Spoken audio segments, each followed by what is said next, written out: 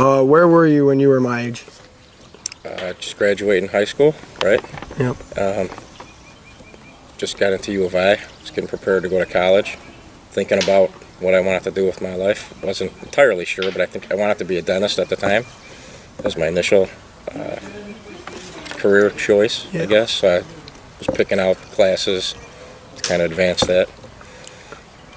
I got you. What is it about the job that makes you most passionate about it?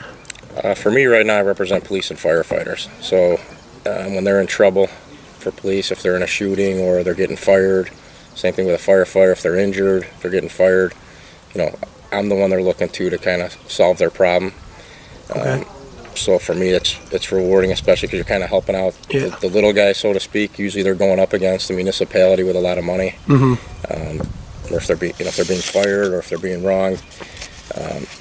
For me, you get to level the playing field. I get to represent the individual versus the big municipality, and you could see you're helping out someone when they're in their most time of need. Yeah. So for me, that's what the most rewarding is. Did you have any obstacles that you had to overcome throughout your journey? There's a few. Along the way, first for me, I wanted to be wanted to be a dentist. Was in biology. Realized that wasn't working out for me. I was getting bad grades at U of I. Went on a conditional program. Had to really struggle, switch my major, move out of a fraternity. A lot of stuff that was getting in the way of my path that I wanted to be on, my education. So I switched majors.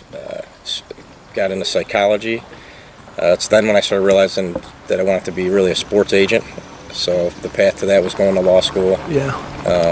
Obviously, that's not what I ended up doing. Yeah. But, so the obstacle was really figuring out for myself that I wasn't on the right path. And I wasn't doing what I was enjoying doing and switching it up. Yeah. Did anyone tell you no while you were taking your path? I didn't really pay attention to the no's. Yeah. If someone did, I just, I knew what I wanted to do and focus on that. And it seemed to me there was more people want to help you. So if there's things you want to go into, what field you want to go into, you're going to hear yes more than no's if you're positive and you're seeking people out and asking questions. Didn't really have many no's. Had some obstacles along the way. As far as a boss you didn't like, things like that. But I think if you're confident in yourself and you know what you want to do, I think you'll find more yeses than no's. Did anything scare you while you were coming in the training? Yeah, I was working. I mean, it's easy when you're working for someone else and you just have to do what they tell you to do. When I went out on my own, decided I wanted to be my own boss. That was scary. More, you got to realize where you're going to find your business, how you're going to make your money, and the only person you have to depend on is yourself. So that part is a little scary, but again, I think it's just if you have confidence and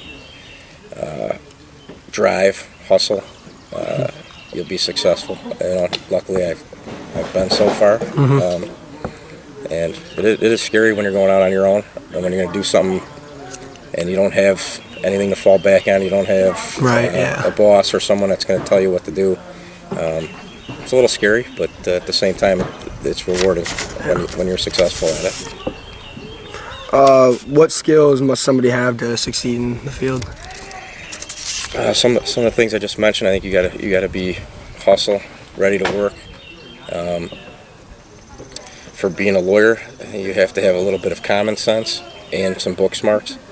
Some street smarts and some good book smarts. I think that's what's helped me along the way. I grew up on the south side. Used to having a lot of street smarts, and the book smarts wasn't always there, but that's something law school helped out with quite a bit. But when you're dealing with everyday problems for people in the field, you have to kind of help them find what's the quickest path to their solution. And if you're all book smart and you know the law, but you don't know where they want to go, sometimes you may be taking them down the wrong path. So I think having a little combination of both and just being yourself and being normal, I guess, so to speak. And a lot of the stereotype for lawyers is that they're uptight and I don't know, nerdy-ish, book smart.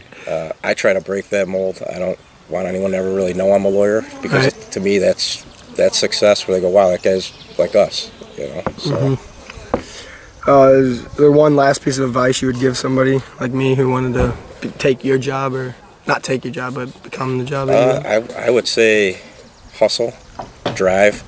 And what I mean by that is do something every day to get you to your goal. If right now you think a lawyer's the path you want to go on, then talk to the lawyers, ask them what they like about it, similar to what you're doing now for this project. I think you should do it just in everyday life. What do you like about your job? Hey, anything you should suggest I do right now? Just ask questions. I mean, for me, what really helped me out in college was I went to a professor and said, I'm kind of lost right now. I want to be a sports agent. How do I get there? That's where he suggested going to law school. That's kind of what set me on the right path. So I'd say do something every day that you think is going to help you out, rather than playing video games, Right. which is fine. But, I think do something every day that may help out, whether it's starting a website, doing a blog, talking to people in the field. I think that'll help tremendously. And like I said, I think you'll get people that are more willing to help you if you show an interest, a drive, and just are constantly asking for advice. I still ask for advice from other lawyers on stuff. All right. Thank you for your time. No problem. Good luck, my friend. Yep.